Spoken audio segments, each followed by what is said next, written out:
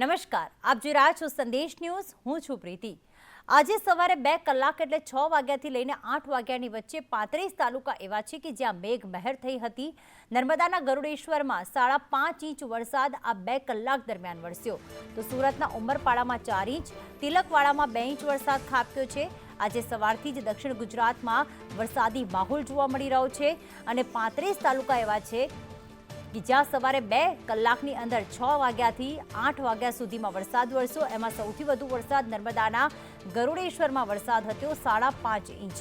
ગરુડેશ્વરમાં વરસાદ વરસતા ક્યાંક સમગ્ર જગ્યાએ પાણી જ પાણી જોવા મળી રહ્યું છે.